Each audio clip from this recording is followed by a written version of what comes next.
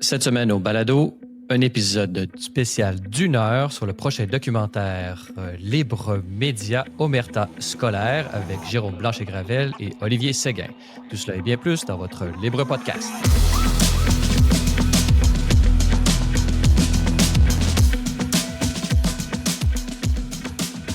Bonjour à tous et à toutes et bienvenue au Libre Podcast, votre balado hebdomadaire entièrement consacré à l'analyse de l'actualité de la semaine. Libre Média, je suis votre animateur Francis Denis pour un épisode spécial comme je l'ai mentionné et j'ai la joie d'être en compagnie de Jérôme Blanchet-Gravel et Olivier Séguin. Bonjour à tous les deux.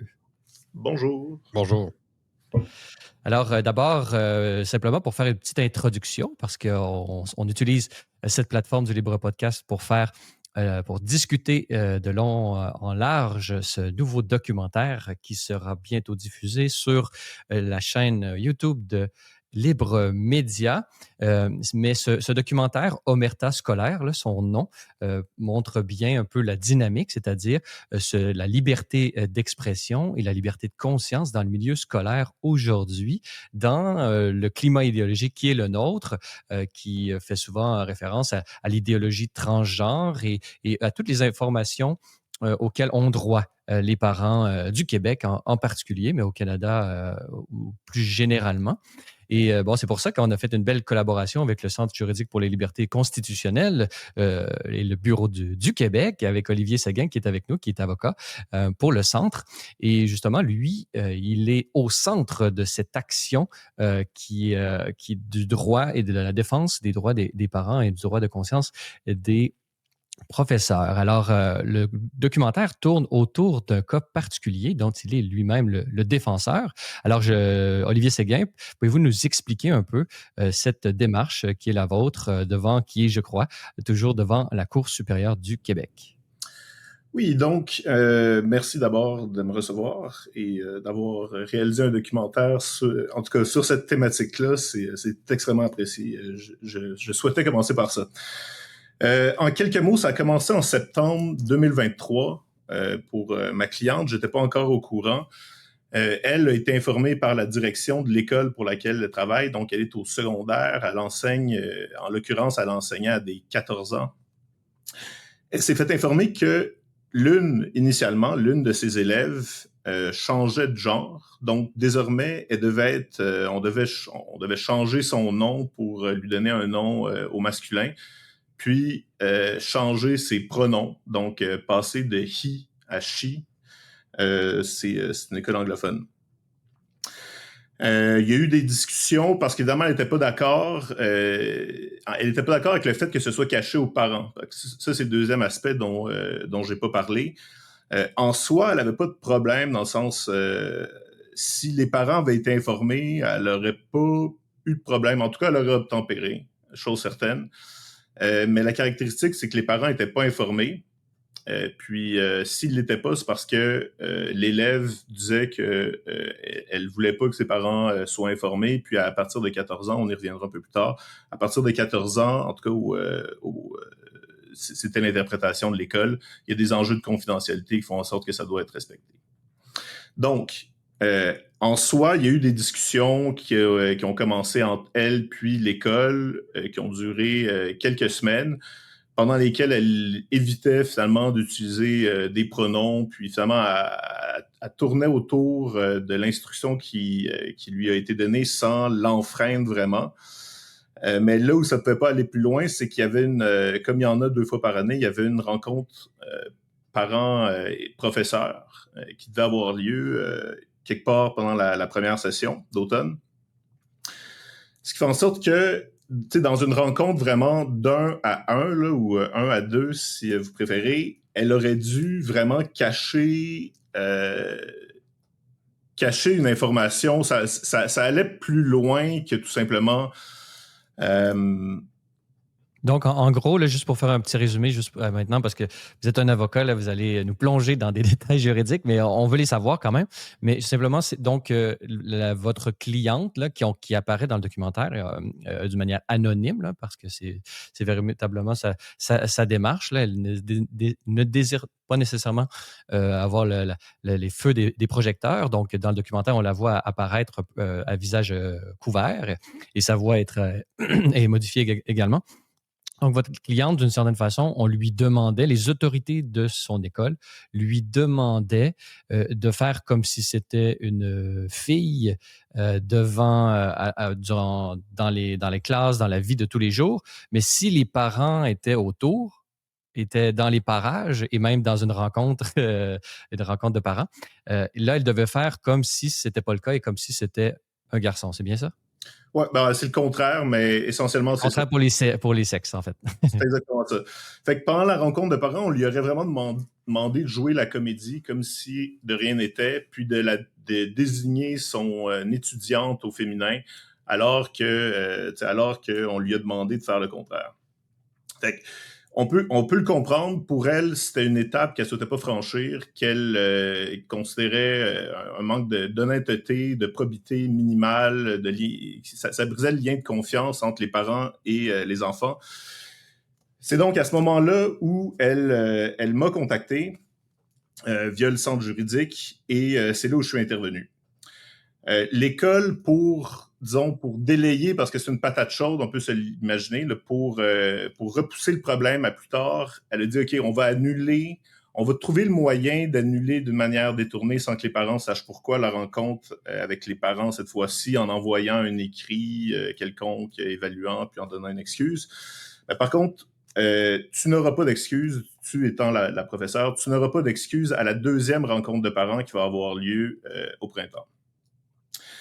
Et c'est là où l'affaire est engagée et c'est là où on découvre que l'école, c'était pas par sa propre volonté qu'elle décidait que ça allait se passer comme ça. C'était en suivant un guide ministériel, finalement, des instructions qui étaient données par le ministère de l'Éducation pour dire aux écoles, voici comment ça se passe. Quand il y a un élève qui veut être désigné par un genre différent, finalement, qui change de genre.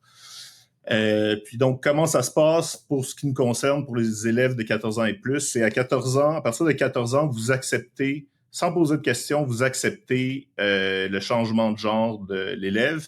Puis à 14 ans, l'élève a un droit à la confidentialité qui fait en sorte que tout ce que l'élève demande en termes de confidentialité, ça doit être respecté, y compris le fait de ne pas divulguer l'information aux parents. Donc, on parle carrément d'enseignants qui reçoivent la consigne de cacher aux parents que leur enfant a changé de sexe. Donc, fondamentalement, le cœur de votre cause, finalement, c'est de plaider en faveur du droit des parents. Donc, c'est toute la parentalité, en fait, qui est chamboulée d'une certaine façon et on glisse vers un contrôle étatique et vers moins de droits des parents. Là. C'est ça aussi qui ressort de ce documentaire qui, je l'ai dit d'entrée de jeu, est exceptionnel. Vous le verrez, chers auditeurs. On va en parler à d'autres occasions aussi. Et donc, c'est ça, hein, Maître Séguin, le droit des parents, finalement, à éduquer leurs propres enfants comme ils l'entendent, c'est-à-dire comme des parents responsables, etc. Là. Exactement. Le droit de l'affaire, c'est ça. Disons, j'ai eu une surprise à l'intérieur de ça, puis je me rappelle, moi, ça a été une des premières affaires qui m'avait tétanisé, c'est que dans le fameux guide là, qui donne les instructions aux écoles de se comporter comme je viens de l'expliquer, le guide dit, la loi dit ça. Au fond, il rapporte les instructions, ils disent, voici ce que la loi dit. C'est pas nous qui le disons, la loi le dit. Donc, c'est rédigé de manière distincte que c'était vraiment des directives administratives qui viennent d'en haut. Ça dit, voici ce qu'est la loi en tant que telle. Uh-huh. Voici ce qu'est la loi. Moi, évidemment, je m'informe. Eux, pour dire que c'est la loi, ils disent,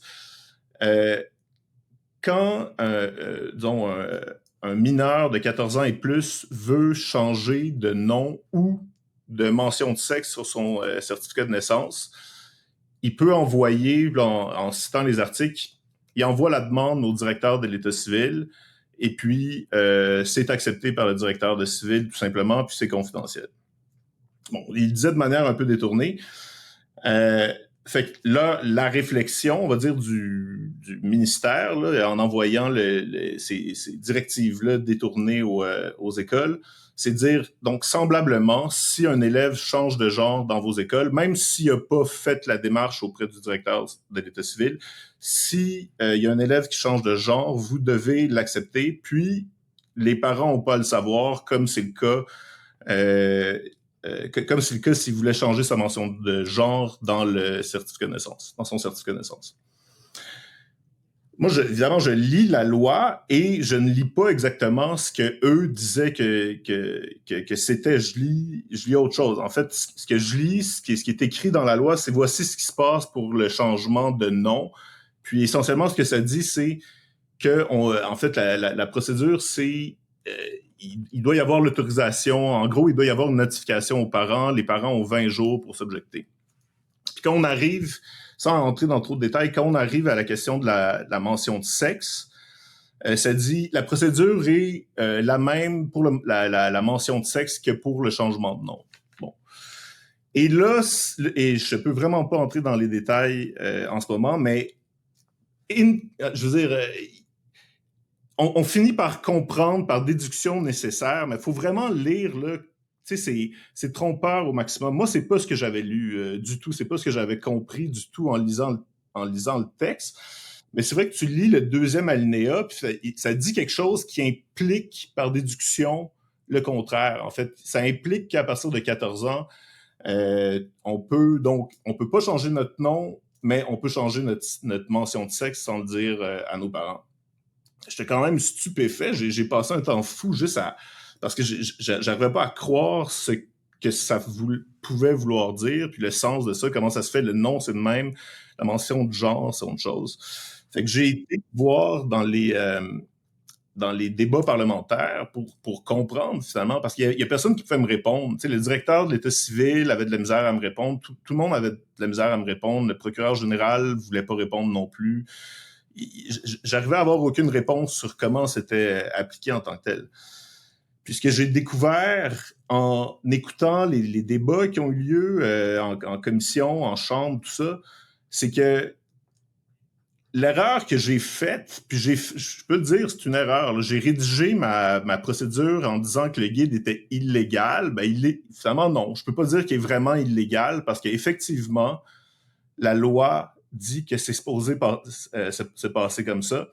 Puis ce que je peux dire, c'est que quand cette loi-là a été votée en 2016, il y a personne, sinon peut-être, et je dis peut-être, que la ministre qui l'a présentée, c'était en 2016 sous les libéraux, la ministre Vallée, il y a personne qui a compris les choses comme ça. En fait, tout le monde les a compris de la même façon que moi, comme ça a fait été rédigé, là, théorie du complot. Peut-être, là, mais moi, j'étais tellement stupéfait. C'est la première fois que je vois ça. Je suis tombé sur le cul, comme on dit en bon français. Est-ce qu'on a des extraits, Francis, dans sa réalisation, présente des extraits assez révélateurs quand même d'échanges que les parlementaires ont eu à l'Assemblée nationale qui sont un peu surréalistes d'une certaine façon. Hein, et ça en dit beaucoup, hein, ces extraits-là, c'est ça.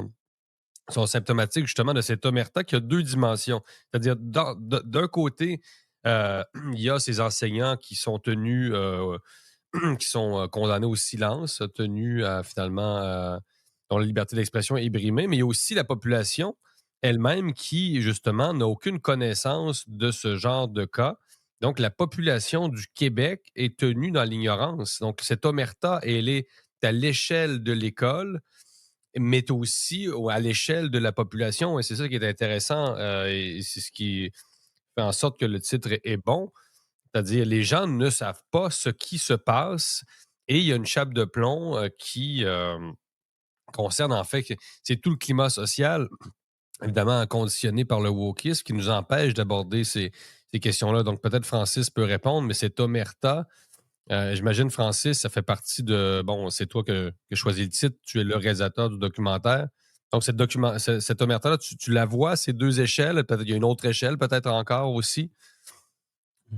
Ben, c'est-à-dire que l'omerta, c'est cette expression qui vient de l'italien, qui se réfère à cette loi du silence. Donc, dans le fond, disons que le cœur, dans un documentaire, c'est toujours intéressant d'avoir une portion théorique où est-ce que oui, on approfondit la loi.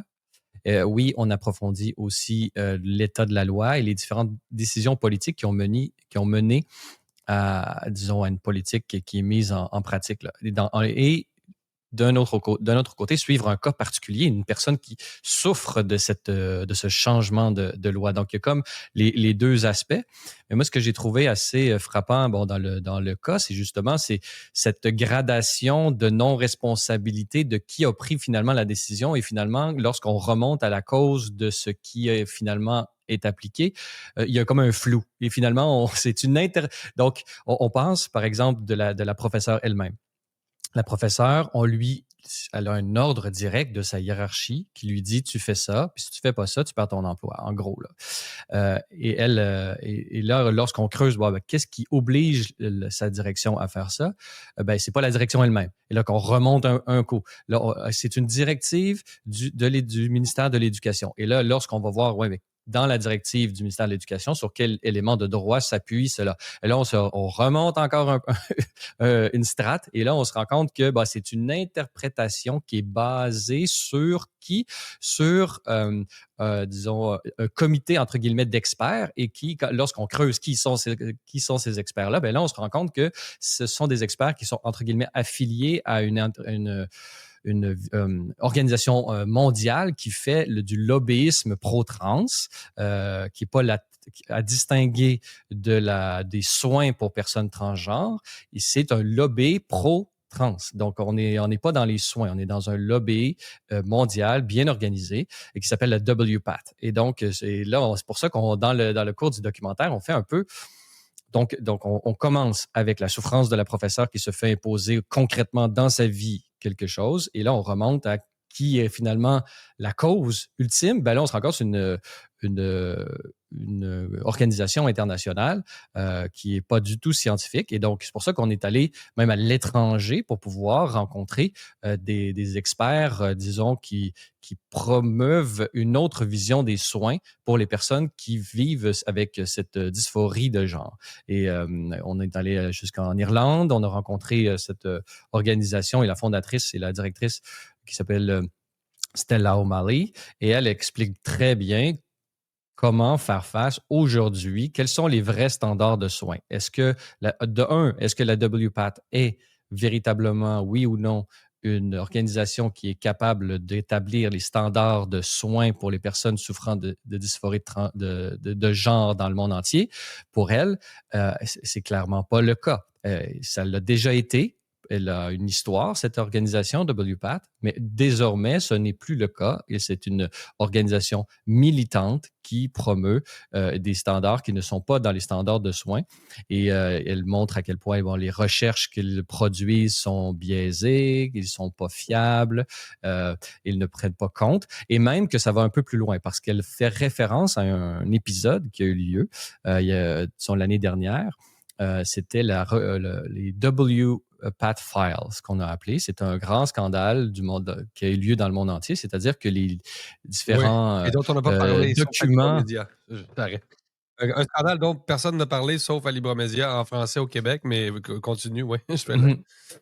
Donc, vous pouvez aller lire les articles en référence sur libre-media.com. Donc, l'importance d'avoir des médias libres et indépendants pour justement faire le relais de ces grandes nouvelles internationales qui sont souvent, par manque de moyens ou par mauvaise volonté, disons, mis sous silence au Québec. Et donc, ce qui est intéressant, c'est justement ces WPATH Files-là ont été divulgués, et finalement, ce qui en ressort, ce sont des documents internes finalement de l'organisation qui ont été mis à jour, qui ont fuité et qui ont fait le traitement de journalistes, dont Charlene Berger, là, qui est aux États-Unis, qui est très, très connu. Il y a plusieurs millions de followers sur X. Et donc, finalement, ce qu'on se rend compte, c'est que la WPATH, elle, non seulement ils savent qu'ils n'ont pas les preuves scientifiques pour démontrer que leurs standards de soins, entre guillemets, sont fiables et sont effectifs, mais ils savent que ça cause du mal.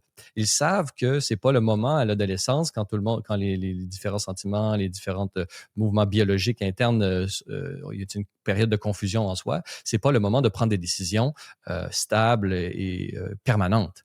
Et donc, ils savent que c'est pas vrai, ils savent qu'ils n'ont pas les preuves scientifiques et ils savent, et donc, d'une certaine façon, ils savent que ça cause du mal parce qu'il y a énormément de jeunes qu'on appelle les détransitionneurs qui décident de changer, de revenir en arrière et ils souffrent beaucoup. Et donc, il y a tout un militantisme. Il y a énormément de cas juridiques, par exemple, aux États-Unis et dans le monde. Même qu'en Angleterre, on, entre guillemets, backtracké, c'est-à-dire que, et en Suède aussi, donc les premiers à avoir emboîté le pas dans les standards de, entre guillemets, soins de la WPATH ont déjà reculé parce qu'ils se sont rendus compte que juridiquement, ils allaient payer, c'est toujours l'argent qui est le moteur derrière, là, mais il y a énormément de procès en ce moment et donc c'est une voie qui n'est pas viable. Et donc, et aux États-Unis, c'est le cas. Donc, WPATH, non seulement mauvais, pas crédible, mais deuxièmement, malveillance, c'est-à-dire ils savent que c'est pas vrai, ils savent que ça cause du mal et ils le font quand même. Et donc, c'est ça que les WPATH ont révélé. Et donc, j'ai rencontré Stella O'Malley, qui est la présidente de GenSpec, qui est une autre organisation qui fait la même chose, c'est-à-dire qui donne des standards de soins, mais véritablement de soins, donc spécialisés pour les personnes, les jeunes et moins jeunes qui sont affectés de la dysphorie de genre, mais qui, d'une certaine façon, il faut les accompagner d'une manière professionnelle sur un long terme et pas faire ça à la vitesse grand V, comme c'est le cas pour de nombreux jeunes aujourd'hui. Donc, c'est un peu la dynamique aussi du documentaire, c'est qu'on part de chez nous. On se rend compte que nous, encore une fois, comme d'habitude, le Québec, on n'est pas capable de prendre des décisions par nous-mêmes. Donc, on se réfère à une organisation internationale. Et cette organisation internationale-là est déjà passée date. Elle est déjà, au moment où est-ce qu'on emboîte le pas, encore en retard. Donc, moi, je militerais, entre guillemets, pour, oui, avoir des références internationales, mais on est capable de le faire par nous-mêmes, de un. Et de deux, lorsqu'on fait justement, on veut connaître le climat d'une cause en particulier ou d'un soin en particulier, ben, faisons-le en tenant compte à tout le moins de plusieurs sources. Donc, par exemple, le gouvernement du Québec, qu'est-ce qu'il pourrait faire? Oui, il pourrait disons, prendre en compte ce que la WPATH dit, bien, il pourrait aussi prendre en compte ce que GenSpec dit et se rendre compte que c'est une question débattue et prendre des décisions comme ça au niveau social sur des questions qui sont aujourd'hui, à tout le moins, reconnues comme étant débattables, ben, c'est une erreur grave. Donc, mais pour revenir au cas, là, comment ça, il y a Olivier Séguin, maître Olivier Séguin du Centre juridique pour les libertés constitutionnelles. Donc, vous avez défendu cette cause-là. Comment ça se passe, là, un procès? Est-ce que Ouais, donc, ça commence à première instance, deuxième instance? Pouvez-vous un peu nous expliquer tout ça? OK, donc, premièrement, c'est long, c'est très, très long. C'est une procédure qui est particulièrement longue parce que c'est une procédure constitutionnelle. Et Il n'y a ça. pas d'arrêt Jordan sur les procédures constitutionnelles. Non, non, Non, les décisions de la Cour suprême ne s'appliquent pas à la Cour suprême, c'est ça? non, mais disons souvent dans les affaires constitutionnelles comme ça, ce qu'on craint, c'est qu'on dise en anglais que le recours est moot, c'est-à-dire que la loi a changé, on a institué notre recours alors que la loi était telle, puis là elle a changé un peu, puis là les juges, plutôt que de devoir décider là-dessus, décident, surtout quand c'est une patate chaude, de se défiler en disant le recours est moot ou en français caduc. Ça aurait pu être entendu déjà, je vous dirais, ou bientôt, si donc le recours en tant que tel, c'était nous, donc au nom de la professeure, contre le ministère de l'Éducation en tant que tel, représenté par le procureur général. Et puis, à la toute fin, alors que normalement on était prêt à aller demander une date à la Cour, ça c'était en septembre dernier, il y a une organisation de défense de droits des trans, donc qui s'appelle Jury Trans, qui est intervenue à titre agressif, comme on dit dans les procédures, à titre conservatoire agressif, pour dire, nous, on a des intérêts à défendre, on a des droits à défendre, puis la cause... La cause qui est devant la Cour va affecter nos droits, donc on veut intervenir en tant que partie pour représenter les droits des adolescents trans. Et ils avaient un intérêt, je dois dire, de le faire parce que le procureur général, là, voyant mon mémoire, voyant peut-être aussi la patate chaude que c'était dans un contexte politique particulier, ils ont adopté une position de repli en disant que le guide, au fond, qu'on attaquait, là, qui représentait vraiment des directives, pour dire que le guide n'était pas normatif, voulant dire par là, tu sais, que c'était juste à titre indicatif, puis c'était rien, c'était un document qui n'avait pas de valeur juridique. Et donc, qu'il n'y avait rien à dire à ce sujet-là, finalement. Alors que c'est pas interprété comme ça par les écoles, tu sais, qui le lisent, puis on leur dit voici ce que vous devez faire parce que la loi dit que vous devez faire ça. Donc, effectivement, ça aurait été nous, donc représentant la prof, contre finalement pas grand monde parce que le procureur général qui restait dans les procédures, mais disait qu'il n'y avait pas grand-chose à dire là-dessus. Donc, Jury-Trans est intervenu et leur intervention, en fait, je ne m'y suis pas objecté en tant que tel parce que c'est vrai que j'avais pas d'opposant et pour que le jugement ait une valeur, là, il faut que les différentes parties soient représentées. Mais c'est comme si on reprenait le processus depuis le début à partir de septembre dernier, alors que ça a commencé en septembre de l'année précédente, 2023.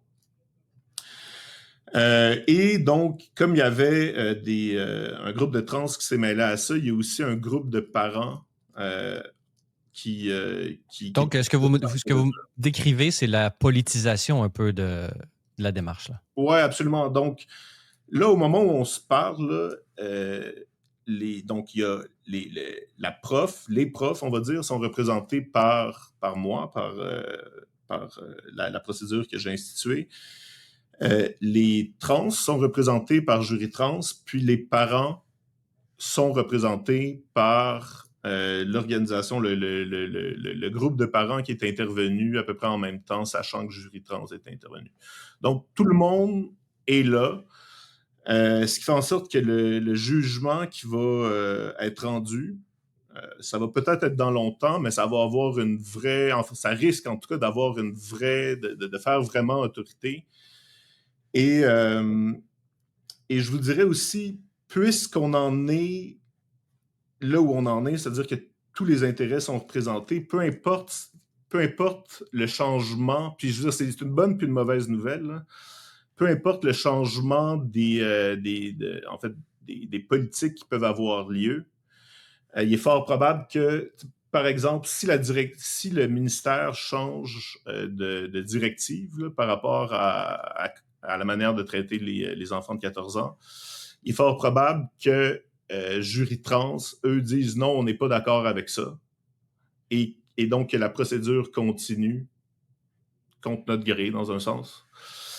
Et si c'est pas le cas, bien évidemment, nous autres, on veut que ça continue. Donc, l'affaire va fort probablement continuer, peu importe ce qui va arriver politiquement.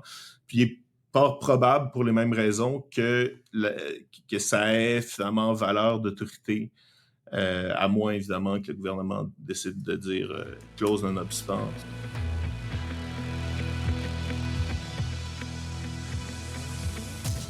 On est toujours avec Jérôme Blanchet-Gravel et Olivier Séguin, maître Olivier Séguin, directeur du bureau du Centre pour les libertés constitutionnelles pour le Québec et qui est l'avocat principal dans cette cause dont on parle depuis le début et de cet épisode du Libre Podcast et qui sera l'objet également d'un documentaire qui sera diffusé très bientôt. Nous arriverons avec tous les détails à la fin de cet épisode. Alors, ça vaut la peine de rester jusqu'à la fin pour bien connaître tout ce qui s'en vient. Olivier Séguin, bon, vous nous parliez d'une certaine façon la procédure ou l'étape. Nous sommes actuellement en attente d'un jugement et d'une décision à plusieurs niveaux, au niveau juridique et au niveau politique. Mais ce que vous nous dites, c'est que peu importe ce qui va arriver, d'un côté ou de l'autre, il va y avoir, entre guillemets, un appel. Donc, on va aller plus loin dans la procédure de part et d'autre. Mais pouvez-vous nous dire peut-être en ce moment même, est-ce que la professeure, où en est-elle? Est-elle obligée de dire des choses qu'elle ne veut pas ou est-ce qu'elle peut, ou en attendant, elle est en mesure de respecter sa conscience? En attendant, elle est en mesure de respecter sa conscience, je vous dirais, de manière négociée un peu, là, en ce moment, l'élève qu'elle avait qui causait problème, elle ne lui enseigne plus parce qu'on s'est passé une autre année. Fait qu'en ce moment, ça cause pas problème. S'il y avait un élève là qui se présentait puis qui changeait de genre, ça pourrait causer problème, mais c'est pas le cas. Mais ce que vous dites dans le documentaire, justement, c'est que oui, il y a ce cas-là. Donc, entre guillemets, le danger pour, et disons, la politique qui enfreint son droit à la liberté de conscience, puis son droit à la liberté d'expression, elle ne s'applique pas à elle en ce moment, donc elle n'est pas menacée, entre guillemets, à court terme. Mais vous avez dit aussi que, dans le documentaire, que c'est la deuxième fois que ça lui arrivait à elle. Et on peut penser que, puisque ça est arrivé 2 fois à elle, éventuellement, ben, ça doit arriver des centaines de fois un peu partout au Québec, là. Ouais, c'est ça. Non, mais c'est ce qui est le plus inquiétant parce que dans cette omerta totale-là, on n'a aucune idée de la prévalence de ce genre d'affaires-là. Puis on en a d'autant moins idée que dans les faits, comme ça demande pas, suivant les procédures là, telles qu'elles sont indiquées dans le fameux guide, comme ça demande pas un changement de la mention du genre dans le certificat de naissance, on peut pas faire des demandes d'accès à l'information pour savoir combien de jeunes ont changé de genre, mettons, entre 14 et 16 ans. Puis dans tous les cas, même là, on pourrait pas savoir combien d'entre eux les parents le savaient versus le savaient pas, parce que la procédure est telle que les parents sont tout simplement pas informés. Donc, effectivement, c'est un omerta, c'est dans une boîte noire, puis on n'a aucune idée de la prévalence de ça. J'ai d'autres connaissances qui sont dans le secteur de l'éducation, puis je peux vous dire que c'est pas si rare que ça. C'est ça, donc c'est un cas qui est représentatif de d'autres cas. Mais j'y reviens quand même parce que les auditeurs ont vraiment l'impression, je pense, que cette loi-là a été passée en catimini. Là. C'est-à-dire, les gens ne savent pas ce qui se passe dans nos écoles. Certains parents le savent parce que, justement, ils ont pu être informés par peut-être un autre parent qui vivait cette situation-là ou pas parce qu'on n'est pas informé, donc c'est compliqué. Mais comment ça se fait, encore une fois, qu'on ait pu passer une loi qui a des impacts aussi grands sans qu'il y ait de débat de fond sur cet enjeu-là au Québec? Une société qui se veut évidemment libre ou censée avoir une agora, etc., des médias, apparemment. Il y aurait encore aujourd'hui un 4e pouvoir de plus en plus théorique, selon nous. Mais c'est quand même fou. C'est-à-dire, nous, on sort un documentaire à Libre Média et c'est une thématique qui est inabordée. Et les gens vont se dire, ben voyons, il se passe ça vraiment? C'est scandaleux, là, ce qu'on révèle. Alors que normalement, ce serait pas à nous de révéler ça. Ça ferait longtemps qu'on en parlerait. Ah, c'est clair.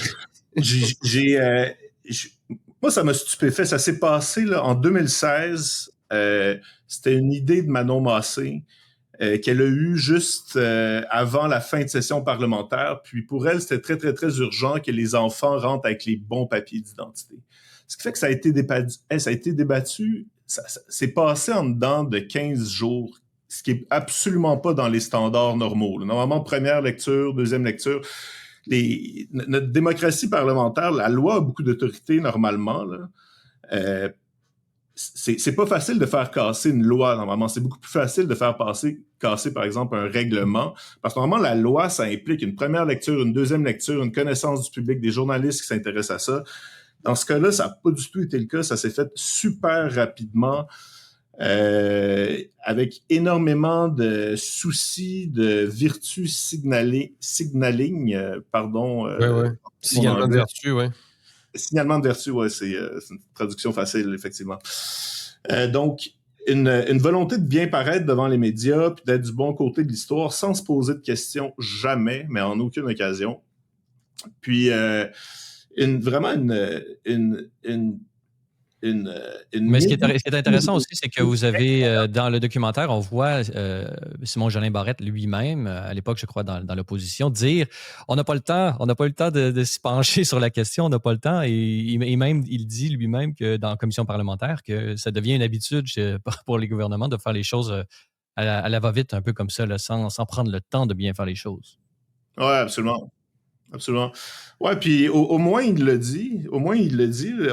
Avec le recul, on peut regretter parce qu'il aurait eu le pouvoir de ralentir le processus. Il était dans la deuxième opposition à ce moment-là, si je ne me trompe pas.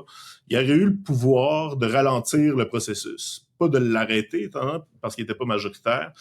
Il l'a pas fait. Je veux dire, on lui lancera pas nécessairement de pierre là-dessus. C'est facile à faire. Mais en tout cas, ce que je peux dire, c'est qu'il n'y avait aucune volonté même de comprendre qu'est-ce qui était écrit, puis qu'est-ce que ça voulait dire exactement. Le seul souci, moi, que j'ai senti de la part des parlementaires, là, je dois dire, en particulier de Véronique Yvon, contre laquelle je n'ai rien, mais là-dessus, ça n'a pas été fort. La seule volonté, c'était de paraître devant les journalistes et devant les caméras comme ayant participé à cette initiative transpartisane entre d'un côté Québec solidaire, de l'autre le Parti libéral qui avait le pouvoir, et puis là, eux qui voulaient pas être laissés pour. Un peu comme l'aide médicale à mourir, sans faire des parallèles trop audacieux. Voyons, on prend pour acquis qu'on est... on s'inscrit dans le sens du progrès. Hein? Puis bon, dans tous les dérapages actuels de l'aide médicale à mourir, je pense que ça méritera d'ailleurs un épisode du Libre Podcast parce qu'on ne cesse d'étendre en fait cette mesure. Et aujourd'hui, en France, on parle même finalement de considérer certains handicapés comme finalement des gens néfastes à la société qui devraient peut-être même songer. Donc, on vous dit, vous êtes handicapé, vous servez à quoi, vous, dans le fond? Peut-être vous devriez envisager ça, mourir. C'est incroyable ce qui se passe actuellement, mais on a l'impression, puis là, on parle de Mme Yvon, qui est finalement la grande instigatrice, de l'aide médicale à mourir, comme si c'était une réalisation exceptionnelle, comme si on ne crevait pas assez collectivement au Québec. En tout cas, je ne veux pas faire des éditoriaux aujourd'hui, mais on a un peu cette impression-là. C'est-à-dire, vous décrivez, c'est ça, des gens qui sont tellement convaincus d'aller dans le sens du progrès que finalement, les débats, c'est plus nécessaire. Là. À comprendre, c'est plus nécessaire. Comprendre même, OK. Ouais, j'irais jusque-là. Pour avoir vu ce que j'ai vu, j'irais jusque-là. La seule chose que, mettons, j'essaie de me dire pour les dédouaner, parce que c'est gros, c'est qu'on était en 2016. En 2016, j'avoue que moi-même, le mot woke n'existait pas. On n'avait pas on était peut-être pas aussi sensibilisé qu'on l'est aujourd'hui, même à l'existence d'une idéologie du Ouais, il y a genre. ça, par contre. Mais On remonte à quelle année exactement, Olivier Séguin, pour l'adoption de cette loi? ça s'est passé en 2016. OK, donc c'est quand même avant, effectivement, même l'appellation woke. Le mot woke est apparu, je pense, dans les années ultérieures. Donc, il y avait peut-être moins, on était moins conscient à cette époque-là, quand même, des dérapages qui allaient survenir. Moi, je pense que oui. C'est la seule manière à laquelle je peux expliquer ça. Puis, je pense aussi, si on regarde là, à l'époque, peut-être à l'époque où la WPAT, justement, avait un peu plus de bon sens, c'est qu'effectivement, il existe des cas rarissimes, mais vraiment rarissimes. Quand on regarde les statistiques, il existe des cas d'authentiques personnes qui sont trans, je veux dire, des hermaphrodites, ça existe. C'est des gens qui sont dans une condition, disons, difficile. Il faut bien le reconnaître. Et avant que ça, justement, en normalisant la chose et en la rendant presque valorisante, c'était des cas qui étaient authentiquement très, très, très, très rares.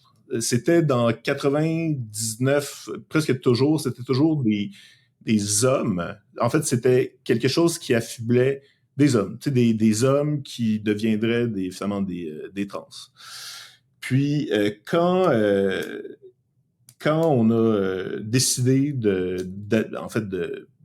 quand l'idéologie des genres s'est mise à déferler un peu partout, soudainement, c'était plus des hommes, c'était surtout des petites filles qui prétendaient finalement être des garçons. Et il n'y a pas eu de réflexion là-dessus. Il y a eu aucune réflexion là-dessus. Aucune réflexion là-dessus. Les experts qui ont été écoutés, par exemple, en commission, une dénommée Françoise Susset en particulier, dit des choses là, d'une énormité incroyable. Comme le fait que la testostérone est chez les filles trans le meilleur des antidépresseurs. Comme c'est un antidépresseur exceptionnel. Ce qui est peut-être le cas, dans le sens où la testostérone procure un sentiment de puissance, puis ça se révèle pour n'importe qui. On nous donne la testostérone, à moi, à toi, à n'importe qui. Mais nous, on en a déjà beaucoup à Libra-Média, là. Ah oui, non, on est des producteurs de testostérone non exogènes. On peut pas en avoir plus que ça, nous autres, dans notre équipe, là, mais non. Mais effectivement, la question, d'abord, il y a beaucoup de choses. On pourrait se déplacer du côté, justement, de l'idéologie trans. Qu'est-ce que c'est? Qu'est-ce que ça veut dire à l'échelle mondiale? Le rôle des compagnies pharmaceutiques. On a eu plusieurs articles à Libra-Média là-dessus. Il faut bien comprendre que le changement de sexe est devenu une industrie. Par exemple, le nombre de mastectomies aux États-Unis est vraiment en nette augmentation. Donc, il y a des médecins, plus aux États-Unis qu'au Canada, qui sont carrément devenus riches en pratiquant, en charcutant finalement des enfants tout à fait sains et à qui on a fait croire qu'ils étaient dans le mauvais corps. Donc, encore une fois, c'est quand même assez paradoxal que la gauche, censée évidemment lutter contre le grand capital, soutiennent un courant qui est lui-même porté par Big Pharma. Donc, c'est toujours les grandes contradictions de la gauche. La gauche pour Big Pharma, pour le complexe militaro-industriel, la gauche Mark Carney, la gauche paradis fiscal, qui a émergé récemment. Les paradis fiscaux, c'est pas si grave que ça si on reste avec les libéraux, finalement, et qu'on peut battre les méchants conservateurs. Donc, est-ce qu'on peut parler d'un agenda coordonné? Peut-être, Francis, toi qui as interviewé dans ce cadre-là beaucoup justement de gens qui s'intéressent à la question à l'échelle mondiale, en France, au Royaume-Uni, en Irlande plus précisément. Est-ce que tu vois un agenda coordonné?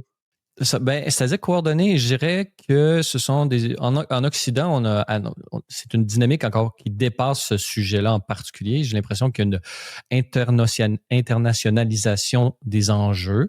Les enjeux qui se posent en France se posent en Suède, se posent aux États-Unis, se posent un peu partout.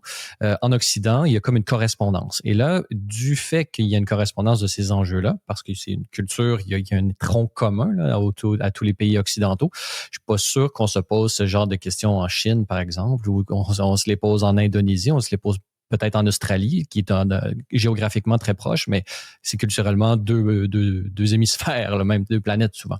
Donc, il y a ça. Et ce cas-là s'insère dans cette dynamique d'internationalisation.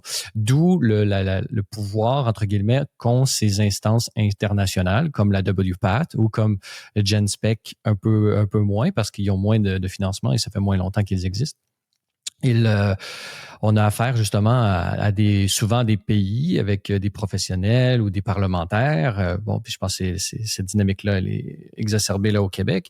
On arrive avec des parlementaires qui n'ont absolument aucune idée de quoi ils parlent et qui ont en même temps cette volonté d'être dans le vent. Donc, on a affaire à des politiciens très faibles qui cherchent à... notre chroniqueur, le Frank, le dédomiseur, dirait avoir leur face dans la photo.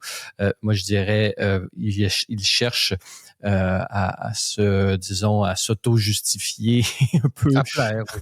À plaire, oui, il y a un peu de ça, c'est un peu primaire, là, mais il y a une dimension presque spirituelle, c'est-à-dire qu'ils cherchent à se racheter, ils cherchent à faire, à s'approprier de la vertu pour dans une démarche spirituelle.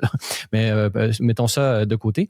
On a affaire à des politiciens qui, comme Véronique Yvon qu'on a cité, elle est, disons, c'est ça, des politiciens qui ont assez vides intellectuellement, assez vides à tous ces niveaux-là, et ils désirent faire partie du vent, et donc ils vont sauter sur la première façon rapide de s'octroyer un aura de vertu, sans l'avoir véritablement mérité, là, tu sais.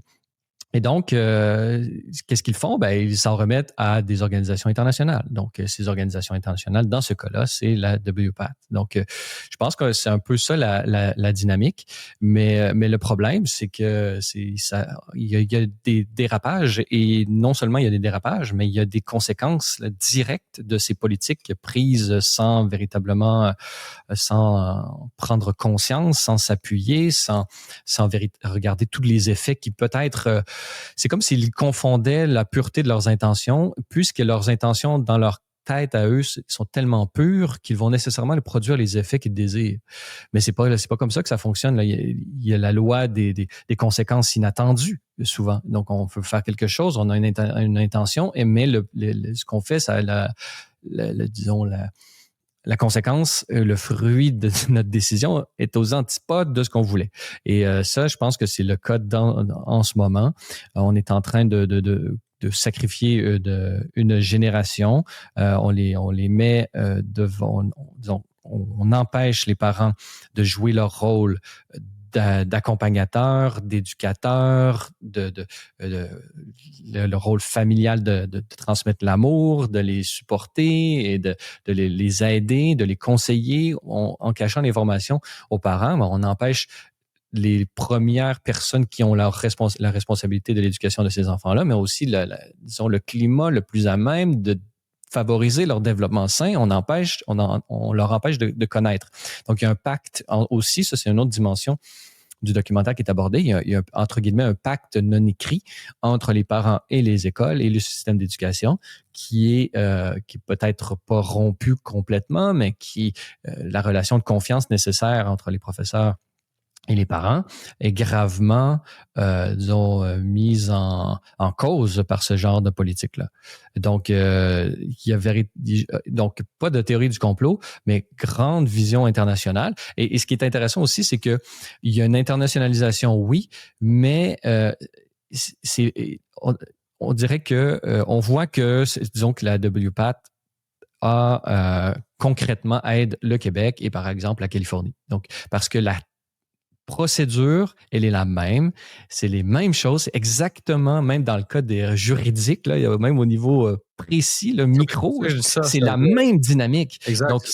Donc, est-ce que c'est coordonné? J'ai pas l'impression que c'est le WPATH qui essaie d'infiltrer ou je sais pas, mais je pense que c'est plus ces questions-là, par la culture, se posent un peu partout et tout le monde se réfère aux mêmes instances internationales pour être conseillé et donc, eux, ils conseillent la même chose à tout le monde. Donc, allez-y comme ça, Et donc, d'une certaine façon, pour les parents du Québec, et c'est ce qu'on essaie de faire, entre guillemets, dans le documentaire, c'est qu'on est allé à San Francisco, on a rencontré Erin Friday qui est une avocate de carrière très, très, très importante en Californie et elle-même s'est impliquée et dans le combat juridique pour le droit des parents à savoir. Et elle a elle-même écrit des lois, elle a écrit des procédures juridiques qu'elle a appliquées. Elle s'est mise à temps plein là-dedans pour pouvoir défendre le droit des parents à savoir.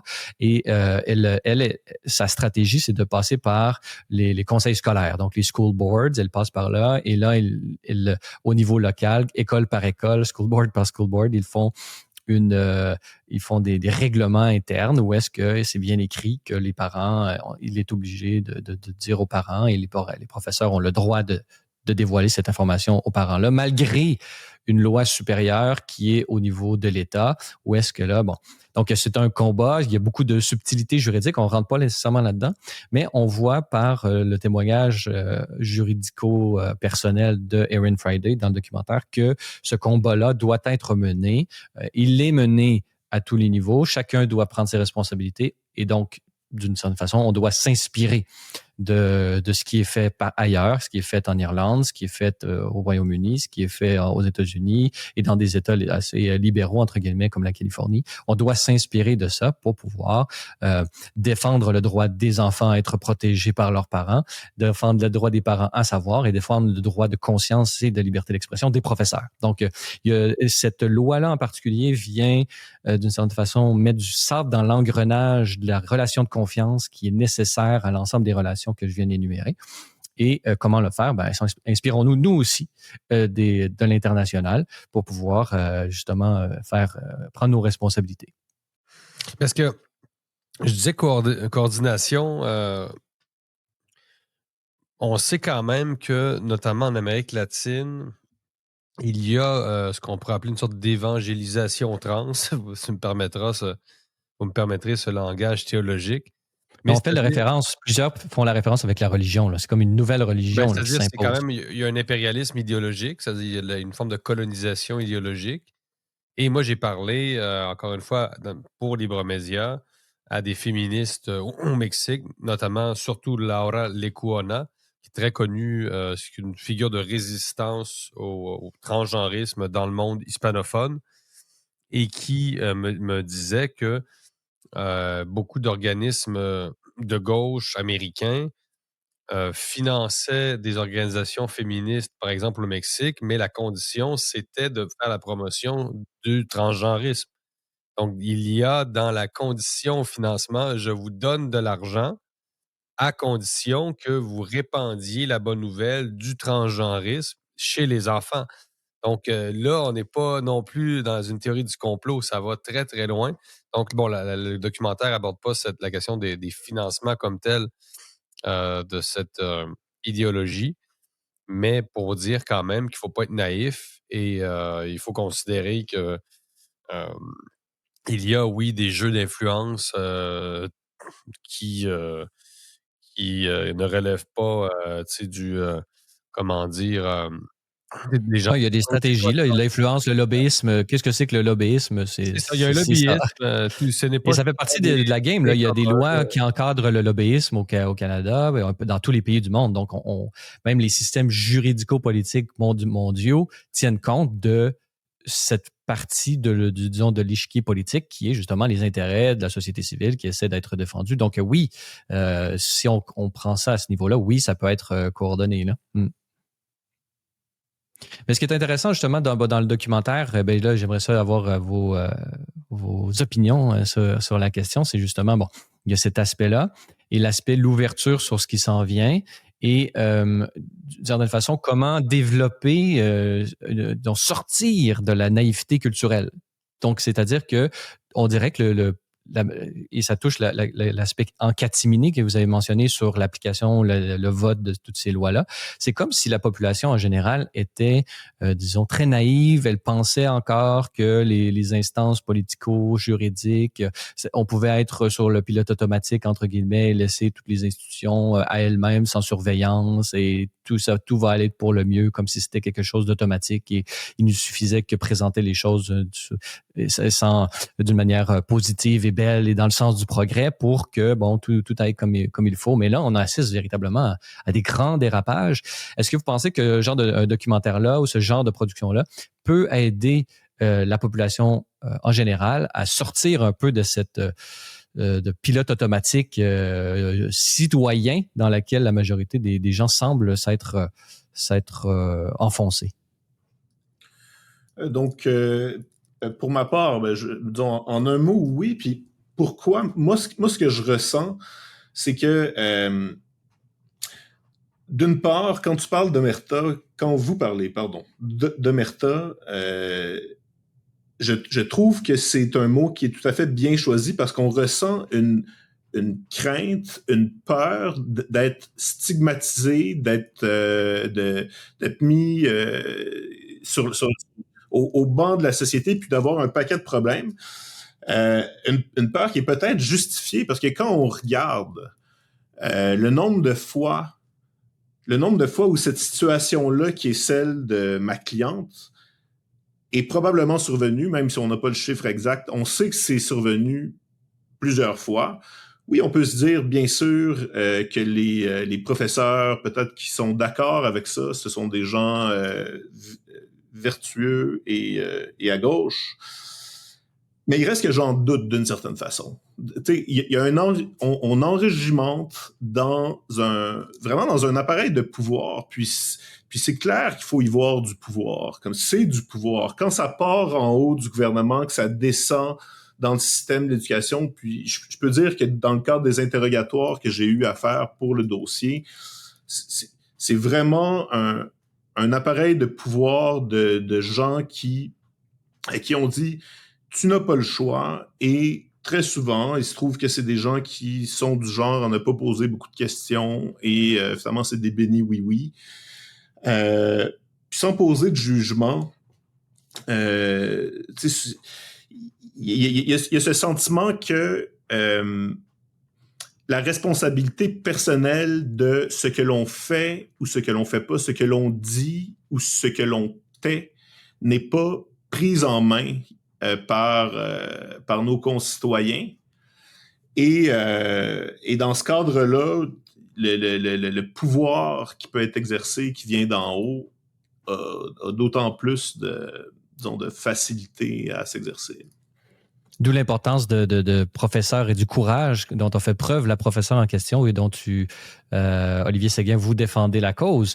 Toi, Jérôme, qu'est-ce que tu as pensé? Est-ce que tu penses que ça peut aider ce genre de documentaire à réveiller les consciences? Oui, tout à fait. Ben, d'abord, ça révèle une part, la face cachée je sais pas, oui, du système d'éducation actuel.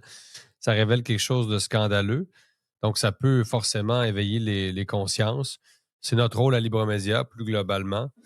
Et c'est ça, les Québécois ont une vision tout à fait angélique du gouvernement en général. On l'a vu durant la pandémie, parce que le gouvernement, c'est le clergé, en gros. Là. C'est-à-dire, le gouvernement ne peut être que bienveillant puisqu'il a pris la place de l'Église au Québec, d'une certaine façon.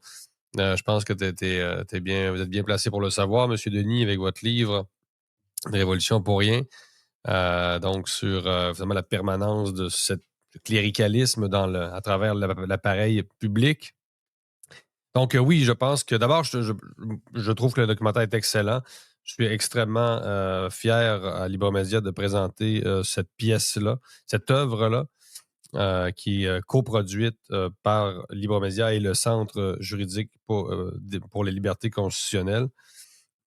Et donc, je sens que les auditeurs veulent savoir à quelle date pourrons-nous visionner cette œuvre magistrale qui, je l'espère, circulera beaucoup dans l'espace public, mais on sait que ça va être regardé à l'international aussi, parce qu'il y a beaucoup de réseautage qui va nous permettre de faire rayonner cette œuvre. Donc, Francis, peut-être tu peux y aller avec le punch, la date. Roulement de tambour. Exactement. Alors, ça sera le 4 juin à 20h en première sur YouTube. Donc, c'est notre don à Libremédia et au Centre juridique pour les libertés constitutionnelles à cette cause de la liberté et du droit de savoir. Donc, gratuit pour tout le monde sur YouTube et à être utilisé comme outil de sensibilisation.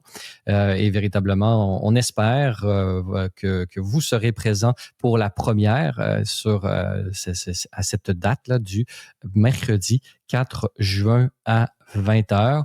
Et on sera présent sur le clavardage pour pouvoir participer avec vous à cette première. Donc, mettez ça à votre agenda. Et évidemment, on connaît la difficulté souvent d'être présent à un rendez-vous. Sachez que le documentaire sera disponible pour toujours sur YouTube.